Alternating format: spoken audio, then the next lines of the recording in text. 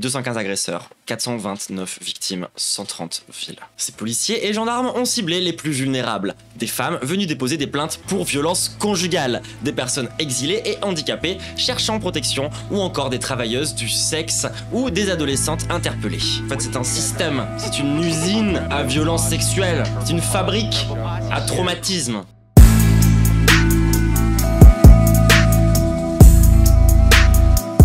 On va lire cet article qui m'a l'air très difficile. Tout le monde, accrochez-vous bien. Il va s'agir du coup d'un article qui m'a l'air de déterrer quelque chose qui devrait être déterré depuis longtemps sa mère, et dont on va enfin parler un petit peu. Il va s'agir d'un article qui est sorti du coup aujourd'hui sur les violences sexuelles de la police sur des femmes. L'article s'appelle 429 victimes, 215 agresseurs, révélations sur les violences sexuelles commises par les forces de l'ordre.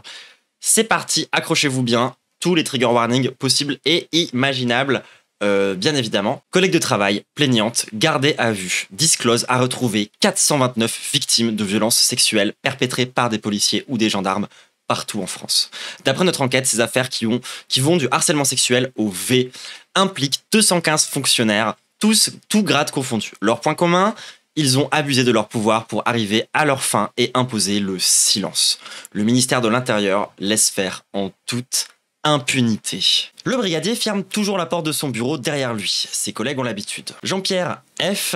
recueille des plaintes de victimes de violences conjugales. Des récits qui requièrent l'intimité et confiance. Fin août 2017, c'est au tour de Manon, 28 ans, de suivre le policier au 2e étage du commissariat de Toulouse, dans le quartier de Jolimont. Menacée par un mari violent, la jeune femme craint pour la sécurité de sa fille.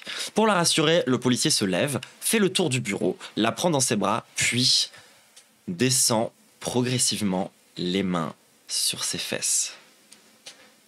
Manon essaye de s'enfuir, mais le policier bloque la porte et lui attrape la tête, sort son sexe en érection et force la fellation. Relate Emmanuelle Franck, l'avocate de la jeune mère de famille. Elle attend désormais le procès du policier toulousain aux côtés de 5 autres plaignantes. Cette affaire pourrait passer pour un cas isolé. Elle incarne la réalité d'un phénomène présent à tous les niveaux de l'institution, censé assurer protection et sécurité.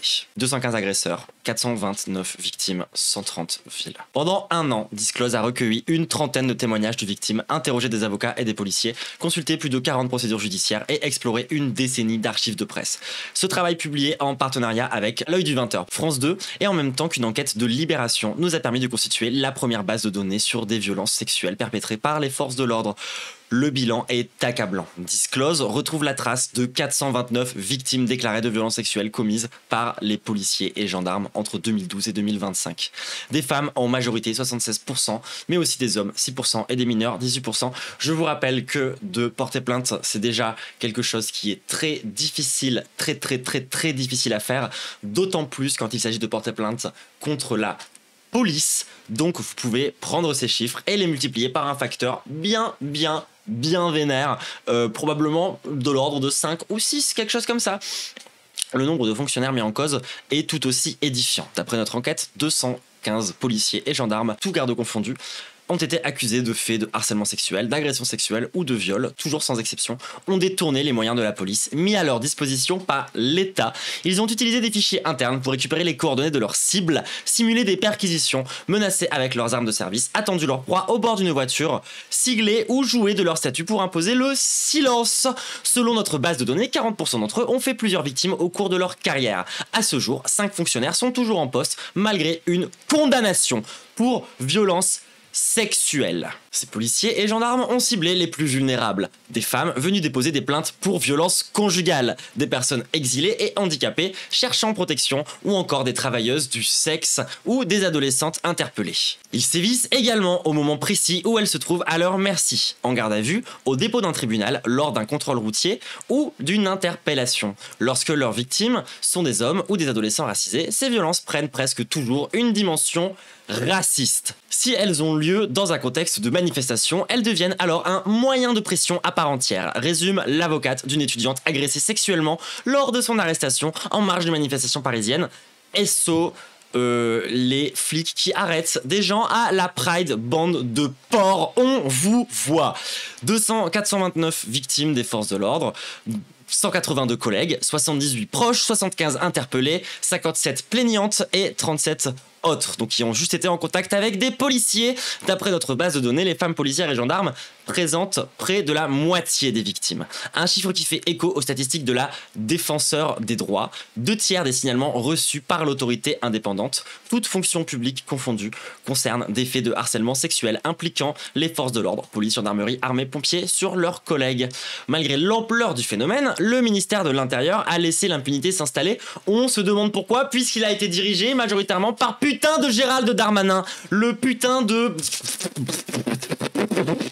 Malgré l'ampleur du phénomène, le ministère de l'Intérieur a laissé l'impunité s'installer. 8 ans après le mouvement #MeToo qui a déclenché une prise de conscience collective, le ministère de l'Intérieur n'a pris aucune mesure sérieuse, pas la moindre circulaire ou note interne consacrée au sujet, pas une ligne non plus dans le code de la sécurité intérieure auquel sont soumis tous les policiers et gendarmes. Pourtant, depuis 2020, les administrations publiques sont tenues de prévoir un dispositif de signalement et de suivi des violences sexuelles. En dépit des plaintes et des signalements que Disclose a pu consulter, aucun texte n'interdit explicitement d'avoir des relations sexuelles avec une plaignante ou une personne placée en détention ou en garde à vue. Sollicité au sujet de cette absence de directive, le ministère de l'Intérieur se contente de répondre qu'une enquête est ouverte dès que l'administration a connaissance d'une plainte pour des faits de violence sexuelle. Mais dans les rares cas où la hiérarchie se décide à agir, les sanctions sont dérisoires. De l'aveu même du ministère de l'Intérieur, les radiations sont exceptionnelles. Merci à toi, police nationale, enfant de Pétain. En France, contrairement à l'Angleterre ou aux États-Unis, il n'existe aucune statistique officielle sérieuse. Tout juste, sait-on, grâce à un document obtenu dans le cadre d'une demande d'accès aux documents administratifs, que la Direction générale de la police n'a enregistré que 63 condamnations de fonctionnaires pour des faits allant du harcèlement sexuel au V au cours des 10 dernières années. 63 condamnations en 10 ans, ça veut dire à peu près 6 condamnations par an, tout simplement, au titre de l'obligation de rendre compte inscrite dans leur code de déontologie. Or, il ne saurait être exclu que tous ne respectent pas cette obligation. Advenez le ministère de l'Intérieur dans sa réponse aux questions sur Disclose. Vous voulez dire que les policiers n'ont pas assez de garde-fous? Vous voulez dire que les policiers sont putain de tout-puissants, dépassent complètement la loi et en abusent en permanence? Mais non! Peut-être qu'il aurait fallu écouter, je sais pas moi, les Noirs, les Arabes, les putes, les militants politiques, genre de gauche, les militants écolos, les Roms, et ainsi que genre l'ensemble des putains de personnes qui souffrent de violences policières, les gilets jaunes, je sais pas moi. En France, contrairement à l'Angleterre ou aux États-Unis, il n'existe aucune statistique officielle sérieuse. Tout juste sait-on grâce à un document obtenu dans le cadre d'une demande d'accès aux documents administratifs que la Direction générale de la police n'a enregistré que 63 condamnations de fonctionnaires pour des faits allant du harcèlement sexuel au viol au cours des 6 dernières années. Un chiffre à prendre avec des pincettes car il est tiré des déclarations spontanées des policiers au titre de l'obligation de rendre compte. Oui, ça je l'ai déjà lu, donc du coup en gros, c'est genre, on leur fait confiance, hein, bien évidemment. Ah bah oui, on peut avoir confiance en les policiers. Après tout, j'imagine que les policiers ne sont pas du tout surreprésentés dans les violences sexuelles, comme par exemple le fait de battre leurs femmes. En absence de règles et de volonté politique claires, le commandement et les conseils de discipline peuvent librement décider de la sanction qu'il convient d'appliquer à un agresseur sexuel avéré. Il en résulte une légèreté qui confine à l'impunité. Comme en attestant des propres chiffres du ministère, seulement 18 policiers ont été sanctionnés pour des violences sexuelles depuis 2021. 10 ont été expulsés de la police ou mis à la retraite, les autres rétrogradés ou suspendus. Du côté de la gendarmerie, en 2023, ils sont 3 à avoir été radiés sur un total de 46 hommes sanctionnés pour violences sexistes et sexuelles. D'après les données issues de l'inspection générale de la gendarmerie nationale, l'IGGN, en laquelle j'imagine qu'on a une confiance totale et absolue parce que les flics qui surveillent des flics, ah bah j'imagine que ça se passe bien. Les autres ont reçu un blâme ou quelques jours d'exclusion. Ah bah oui, ce serait dommage d'avoir une conséquence, hein, quand même. L'impunité de la base au sommet. Au sein de la hiérarchie policière, comme au plus haut sommet de l'État, le mal est parfaitement connu. Chaque sanction doit en effet être validée par les plus hauts échelons de l'administration. Le préfet examine les blâmes, les sanctions contre des sous-officiers sont étudiées par la Direction générale de la police nationale. Je rappelle, un enfant de Vichy, c'est pas juste une formulation, à la police nationale date de la période la plus fasciste de la France dans la période moderne. Quant aux décisions prises par des officiers, elles remontent jusqu'au ministère de l'Intérieur. On rappelle Gérald Darmanin, l'abject. Aujourd'hui, Bruno Retailleau, le fasciste, qui veut revenir sur les droits de l'homme pour faire de la préférence nationale. Enfin, quand le dossier implique un commissaire de police, c'est à la présidence de la République de trancher, bien sûr, le président de la République qui justement, j'imagine, doit être parfaitement basé en termes de violence sexuelle puisqu'il a rencontré sa femme quand il avait 16 ans et que c'était sa prof. Des gens qui, j'imagine, ont une vision de la sexualité parfaitement saine et qui comprennent parfaitement toute la structuration des violences sexuelles dans cette putain de société. Si l'on en croit cette procédure, c'est donc Gérald Darmanin, du temps où il officiait, place Beauvau, qui aurait validé la sanction infligée à Thierry B, un commandant condamné en 2023 pour harcèlement sexuel sur une femme venue porter plainte pour violence conjugale. Sa peine ne figure pas dans son casier judiciaire, ni même au fichier des auteurs d'infractions sexuelles. Darmanin toujours au top. Selon nos informations, le commandant a été sanctionné au niveau disciplinaire par une exclusion de 12 mois, dont 6 avec sursis. Oh, il a eu des vacances. Oh, bah dis donc, ça a dû être dur. Oh, sa femme a dû être heureuse de l'avoir à la maison tous les jours. J'imagine. Ce mec qui viole des meufs à son bureau, des meufs qui sont victimes de violences sexuelles à leur maison. Il a ensuite été muté au commissariat de Montreuil, Seine-Saint-Denis, où il exerce toujours. Or, d'après notre enquête, 21% des fonctionnaires signalés à leur hiérarchie ou condamnés par des faits à caractère sexuel ont récidivé. Bah, comment c'est possible quand le mec fait quelque chose et qu'il n'y a zéro conséquence dans sa vie? Comment il peut avoir envie de récidiver? Je me pose la question tous les jours, hein, bien sûr. Les plaisanteries sexistes avec parcimonie. Ah, ils ont tellement d'humour, les policiers. J'adore l'humour des policiers. À Angers, Maine-et-Loire et Valenciennes dans le Nord, RPZ, Louveciennes dans les Yvelines et Paris, des policiers et gendarmes sont rendus coupables de violences sexuelles sur 10 victimes ou plus. Le triste record revient à l'école de police de Toulouse, où un policier formateur a agressé et harcelé sexuellement 24 femmes. Félicitations pour ce record, pour la plupart en une seule année. Bah dis donc, joli palmarès, mon cochon.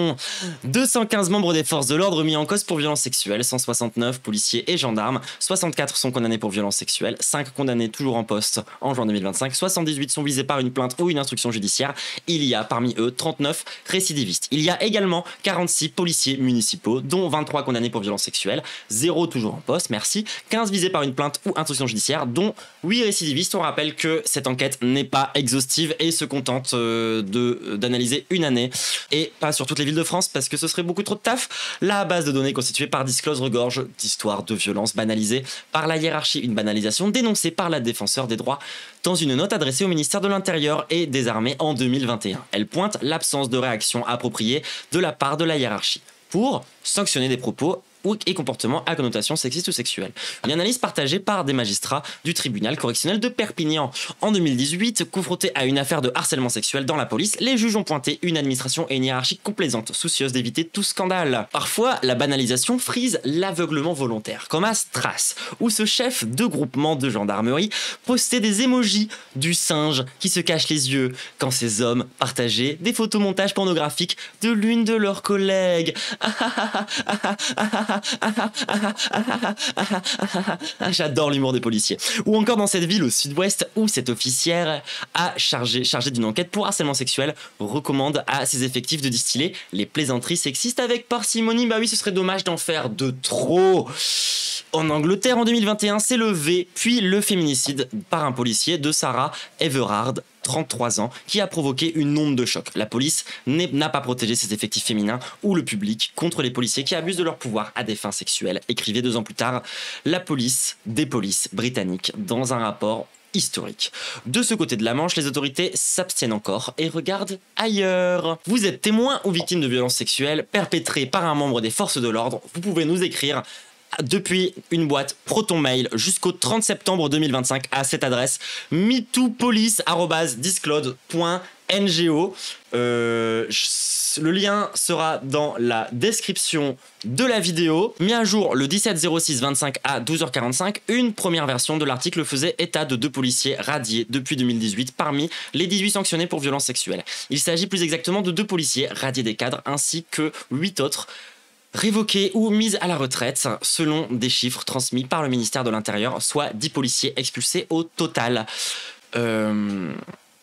N'hésitez pas à aller soutenir Disclose. Qu'est-ce que j'ai à dire là-dessus, moi? Qu'est-ce que je dois raconter là-dessus? À part, je sais pas, genre ça fait, je sais pas, combien d'années qu'on en parle? Combien d'années que personne ne croit? Combien d'années que les flics sont toujours protégés par les institutions? Combien d'années que ça arrive? Je veux dire, évidemment que si les flics prennent pas les plaintes pour viol, c'est aussi parce que, en fait, ils s'identifient aux agresseurs. À votre avis, pourquoi? À votre avis, pourquoi? Et la solidarité masculine, ça marche comme ça de base, en fait. Hein. Genre, c'est un des fonctionnements primordiaux de la solidarité masculine. C'est pas un truc qui vient de nulle part, ou c'est pas un truc de oh là là, les hommes ils aiment trop se serrer les coudes. Non, la solidarité masculine, c'est avant tout des hommes qui refusent de dénoncer des agresseurs parce qu'ils ont peur d'être eux-mêmes accusés, parce qu'ils savent qu'ils ne sont pas propres.